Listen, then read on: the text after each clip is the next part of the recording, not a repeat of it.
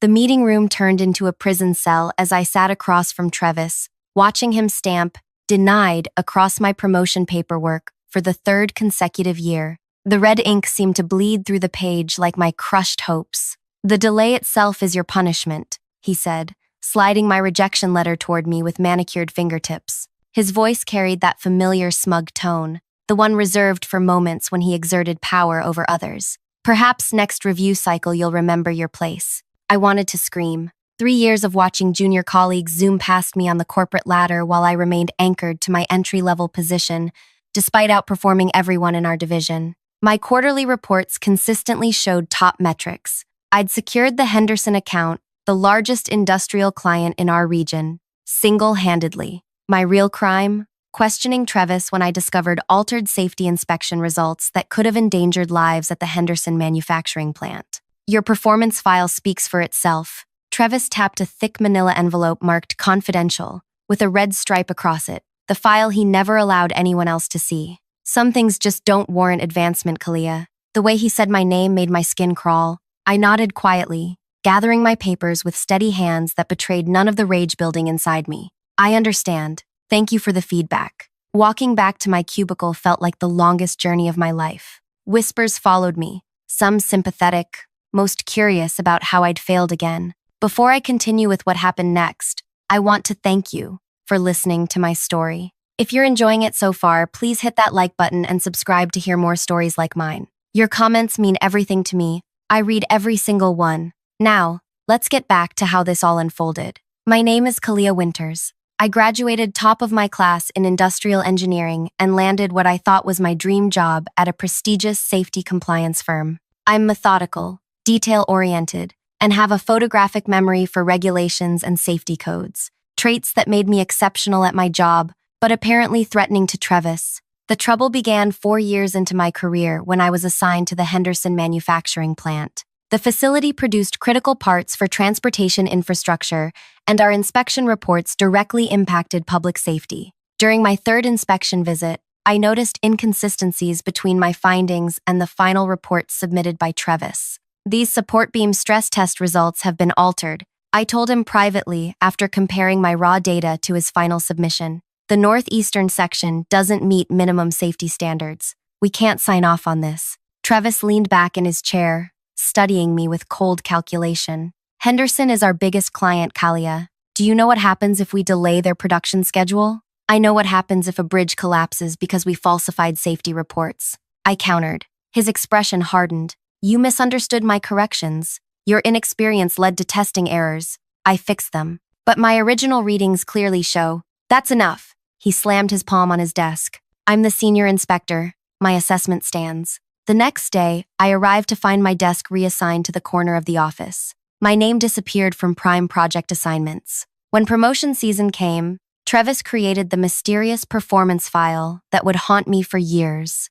After that first rejection, I contemplated quitting. Most would have, but something inside me refused to give him the satisfaction. Instead, I became indispensable, arriving early, staying late, and taking on the inspections nobody wanted. I developed a reputation among clients for thoroughness and integrity. I built relationships with staff in every department. I redesigned our risk assessment protocols, creating a more efficient system that became the company's standard. Though Travis ensured my name appeared nowhere in the documentation. "How do you stay so positive?" my colleague Dina asked after my second promotion rejection. We sat in the break room as she awkwardly avoided mentioning her own recent advancement. I smiled. "I believe in what I do. The work matters." What I didn't tell her, I was playing the long game, not collecting evidence. That would be too obvious with Travis watching my every move. Instead, I was building a foundation no one could ignore, and allies throughout the company who knew my true value. "We simply can't lose you,"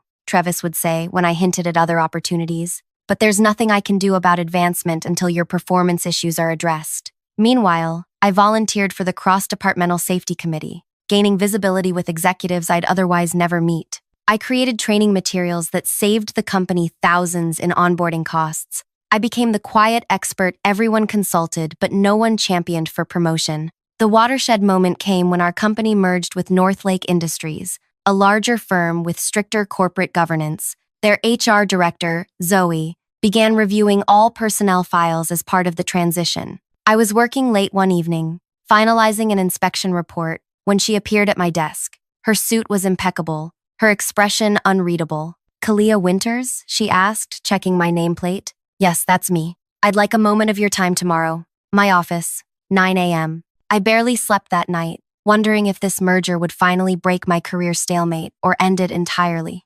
Zoe's office was minimalist, just a desk, 2 chairs, and a wall of professional certifications. She gestured for me to sit as she reviewed a tablet. "I've noticed something unusual," she said, looking up. "Your performance metrics are exceptional. Client satisfaction ratings in the top percentile. You single-handedly prevented a catastrophic failure at the West River Bridge project by identifying structural weaknesses others missed. Yet your advancement has completely stalled." I maintained my composure. "My manager mentions performance issues documented in a special file." Her eyebrows lifted. "A special file?" "Yes, a sealed performance file that only he has access to." She made a note. "That's not standard protocol in any company I've worked with." Hope flickered dangerously inside me. 7 days later, my phone rang with an unknown number. "Kalia, this is Zoe. I need to understand something." Her voice had an edge I hadn't heard before. "The Henderson project you flagged concerns about 3 years ago. Did you keep any of your original testing data?" My heart hammered against my ribs. "I followed protocol and submitted all materials to my supervisor." "I see." The line went quiet for a moment. "I've reviewed your sealed file. It claims you're technically deficient and unreliable. Yet every client assessment contradicts this." I felt dizzy. That's been the justification for denying my promotion 3 years running. One more question. "The risk assessment protocol our company uses, the one that saved millions in prevention costs. Who developed that?" "I did," I admitted. Though the official documentation credits the department, the silence that followed spoke volumes. "Thank you, Kalia. That's all for now." The next morning, whispers spread through the office. An emergency board meeting had been called. I tried to focus on my work, but tension crackled through the building like electricity. Around noon, I spotted Travis storming through hallways, barking into his cell phone, his face flushed crimson. By mid-afternoon, security was escorting his assistant as she carried his personal items from his office in a cardboard box. I sat frozen at my desk, unable to process what was happening. Was this really the moment I'd been waiting for? Or would the system protect him once again? As the office emptied for the day, Greta, the board chairwoman, appeared at my cubicle. Her silver hair was pulled into a tight bun, her expression serious but not unkind. "Kalia, we'd like to discuss your future with the company. Tomorrow morning, 8 a.m., my office." I drove home in a daze, wondering what tomorrow would bring. My phone buzzed repeatedly, Travis's number flashing with increasing desperation. I silenced it and set it aside. Whatever happened next, everything was about to change. I barely slept that night. Each time I closed my eyes, I saw Travis's face, first smug as he denied my promotion, then panicked as he was escorted out. What had Zoe found? What would tomorrow bring? My alarm jarred me awake at 5:30 a.m., though I'd been staring at the ceiling since 4. I dressed with extra care, choosing a simple blue button-up and black pants, professional, but not trying too hard. The drive to the office was surreal, the morning sun painting everything in golden light that felt almost mocking in its beauty. I arrived 30 minutes early, finding the building eerily quiet except for the cleaning crew. I used the time to organize my thoughts, pulling together a mental catalog of projects, accomplishments, and challenges from the past 3 years. If this meeting was what I thought, I needed to be ready. At precisely 8 a.m., I knocked on Greta's door. "Come in, Kalia." The boardroom was intimidating, a long table with 8 chairs, each occupied by senior leadership I rarely encountered. Zoe sat to Greta's right, a thick folder in front of her. My heart stuttered when I spotted the red, confidential stripe.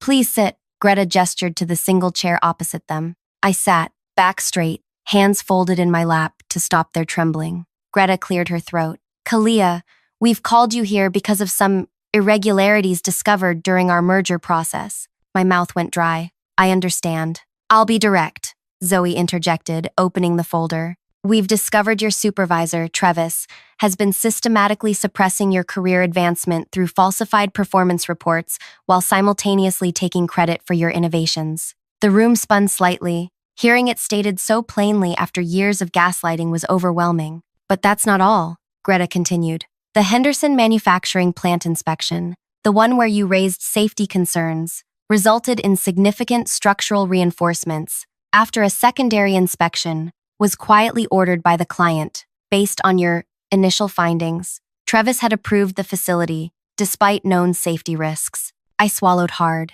I didn't know there was a secondary inspection. No, you wouldn't have, said an older man at the end of the table. I'm Philip, head of legal. Travis buried that report and created this special performance file on you the very next day. Zoe slid several papers toward me. These are the original safety reports you submitted, alongside Travis's altered versions. The differences are concerning. I stared at the papers, seeing my own handwriting contrasted with Travis's modifications. 3 years of doubt about my own competence crumbled in an instant. We believed Travis was receiving kickbacks for expedited approvals, Greta said, her voice tight with controlled anger. When you threatened that arrangement, he retaliated by stalling your career. The revelation hit me like a physical blow. It wasn't just personal animosity, it was corruption. What happens now? I asked, my voice barely above a whisper. Greta exchanged glances with the others before sliding a contract across the table. We're creating a new division, focused on safety protocol, innovation, and compliance oversight. We'd like you to head it, reporting directly to the executive team. I blinked, certain I'd misheard. Head it? With a team of 12 inspectors under you, Zoe added. Your salary would triple, effective immediately, with back pay for the promotions you should have received. My fingers trembled as I accepted the contract. And Travis? Philip's expression hardened. Terminated for cause. We're also initiating an investigation into all his approved projects over the past 5 years. As the meeting concluded, Greta walked me to the door. We failed you, Kalia. The system that should have protected you became a weapon against you. We're determined to make that right. I nodded, too overwhelmed for words. One more thing, she added quietly. We know you had opportunities to leave but chose to stay. May I ask why? The question caught me off guard. Why had I stayed? Pride? Stubbornness? A need to prove myself? I believed the truth would eventually come to light, I said finally, and I couldn't walk away knowing what I knew about the safety protocols. She studied me for a long moment. That's exactly why you're the right person to lead this new division. As I walked back to my desk, colleagues stared openly. News travels fast in an office, and clearly, something significant had shifted. Dina hurried over, eyes wide. What's happening? People are saying Travis was fired and you're getting promoted? I smiled, the expression feeling foreign after so many years of carefully controlled reactions, something like that. Before I could elaborate, my phone buzzed. Travis again. The 7th call since yesterday. This time, I answered. Kalia, thank God. His voice cracked with desperation. There's been a terrible misunderstanding. I need you to tell them it's all a mistake. The audacity stole my breath. A mistake? You know how these corporate transitions go. People looking for scapegoats. We've always worked well together, haven't we? I've been your biggest supporter. 3 years of suppressed anger threatened to explode, but I kept my voice level. Is that what you call blocking my promotion for 3 years? That was just standard procedure. Your performance file, the falsified one, or the real reports showing I outperformed everyone in our division. His breathing quickened. Listen, I can fix this. Once this blows over, I'll make sure you get that promotion. We're a team, right? A team. As if we'd been equals all this time. Goodbye, Travis. Wait, you don't understand what's at stake. I have a mortgage, a family. I ended the call, a strange lightness filling my chest. 2 weeks passed in a blur of meetings, introductions, and training. My new office, previously occupied by a vice president who had retired, had windows overlooking the city. My team looked to me with respect I'd earned years ago but never received. Then came the Industry Safety Conference in Chicago, where I was scheduled to present our new compliance protocols. As I reviewed my presentation in the hotel lobby, a familiar voice cut through the ambient noise. Well, if it isn't the rising star. I looked up to find Travis standing before me, his once immaculate appearance now rumpled. His tie was slightly askew, his shirt wrinkled. What are you doing here? I asked, fighting the instinct to shrink away. He smiled thinly. Consulting now. Several firms were quite interested in my expertise. He gestured to the chair across from me. Mind if I join you? Every instinct screamed to refuse, but curiosity won out. I nodded once. He sat, leaning forward. I wanted to congratulate you. That was quite the career move you pulled. I didn't pull anything. The truth came out. His laugh held no humor. Come on, Kalia. We both know what happened. You played the long game, making yourself indispensable, building allies, waiting for the perfect moment to strike. That's not. It's impressive, actually, he continued, his admiration seeming genuine. I underestimated you. Most people would have quit or filed complaints that went nowhere. But you, he shook his head. You dismantled my entire career without ever confronting me directly. I stared at him, unsettled by how he'd reframed my simple act of endurance as calculated revenge. That's not what happened, I insisted. I just did my job while you actively sabotaged me. And now you have my position, plus some. He smiled again,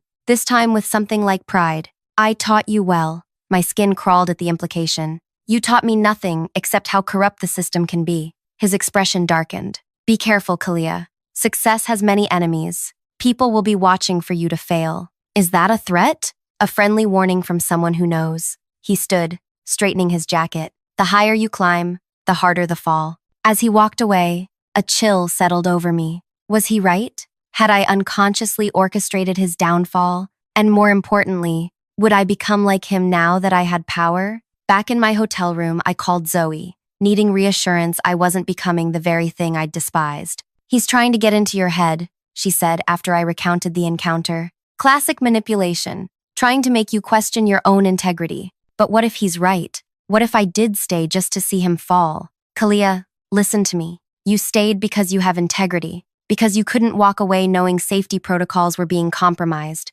Don't let him twist that into something ugly. Her words helped, but doubt lingered. The next morning, as I prepared to deliver my presentation, I spotted Travis in the back row of the conference room, watching me with unnerving intensity. My hands trembled slightly as I arranged my notes. The introduction went smoothly, but as I began explaining our new compliance framework, a hand rose from the audience. Excuse me, called a woman in the third row. These protocols look remarkably similar to what Travis presented at the regional summit last year. My heart stopped. What? Actually, Travis called from the back, standing up. I'm glad someone noticed. These are indeed the protocols I developed during my tenure. The room erupted in murmurs. I stood frozen, microphone in hand, as 3 years of work threatened to be stolen from me yet again.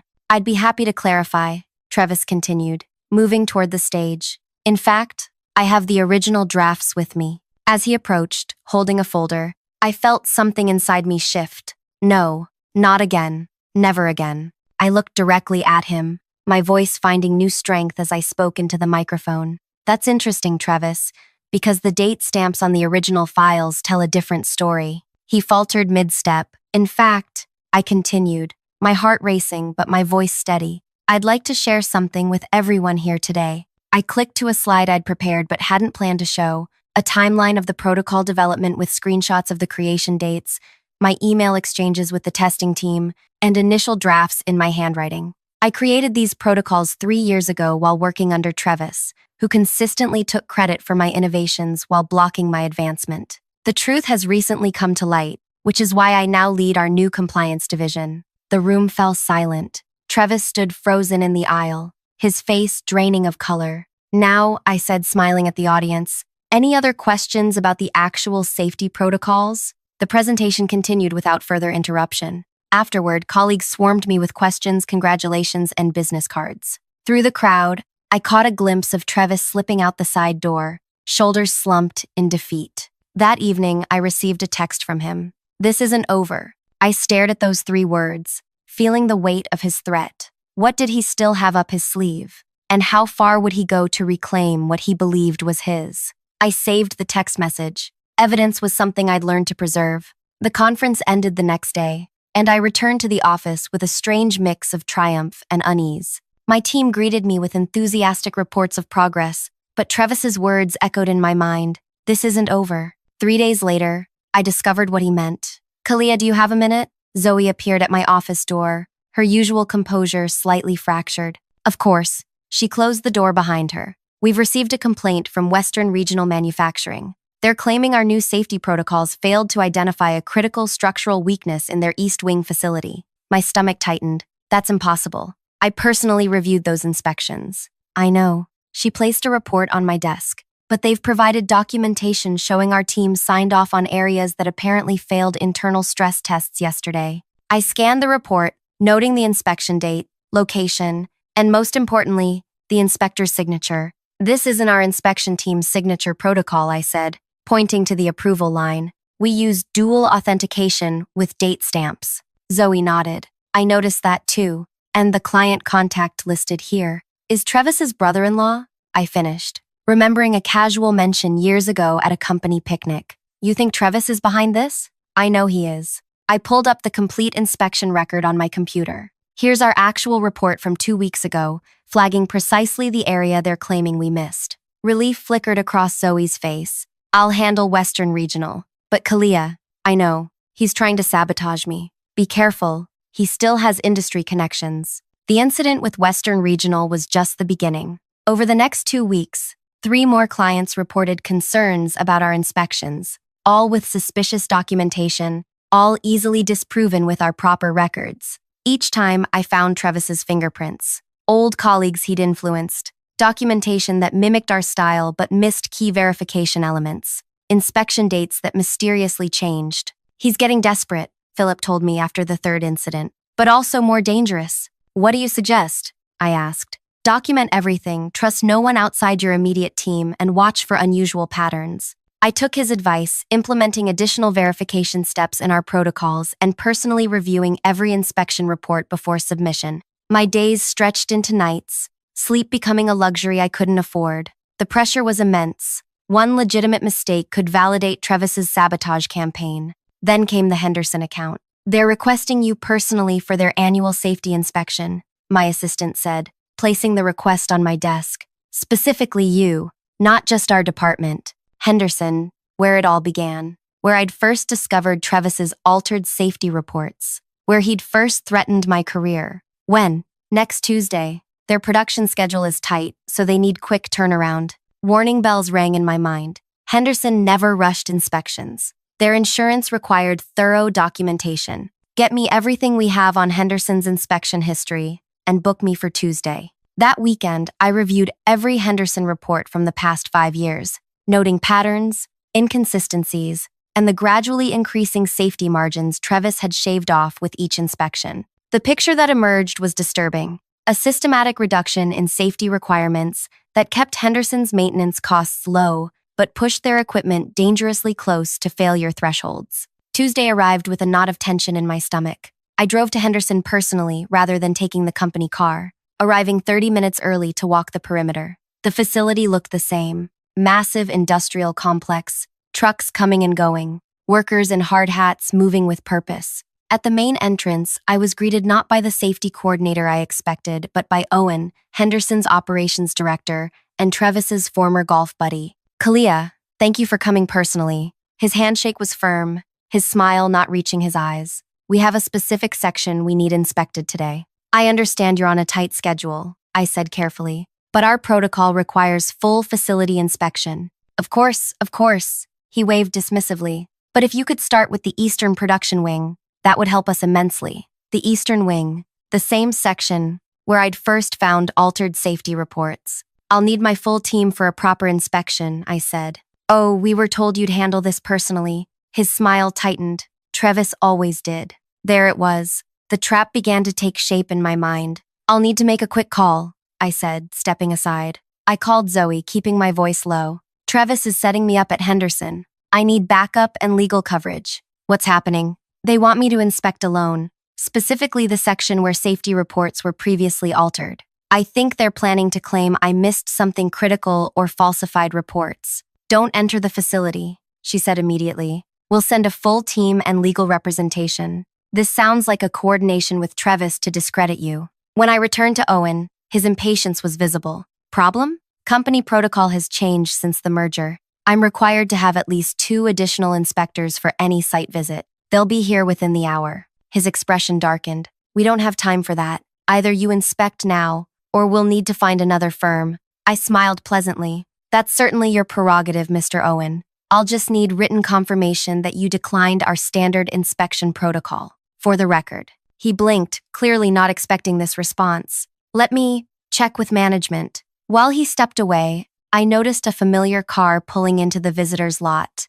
Travis's silver sedan. So he was here, waiting to spring whatever trap they'd prepared. My phone buzzed with a text from Zoe. Team and legal, 20 minutes out. Stall. Owen returned, his manner suddenly accommodating. Actually, we can wait for your team. Safety first, right? Absolutely, I agreed. Why don't we review the areas you're most concerned about while we wait? For the next 15 minutes, I kept Owen talking in the lobby, extracting valuable information about recent equipment changes and maintenance schedules. When my team arrived, 4 inspectors and our legal counsel, Owen's face fell. This seems excessive for a routine inspection, he protested. Our lawyer, Amira, stepped forward. Given the history of documentation discrepancies at this facility, we're implementing enhanced verification protocols. The inspection proceeded with meticulous attention to detail. In the Eastern Wing, we discovered exactly what I suspected: equipment operating beyond safety tolerances, with maintenance records that had been backdated to appear compliant.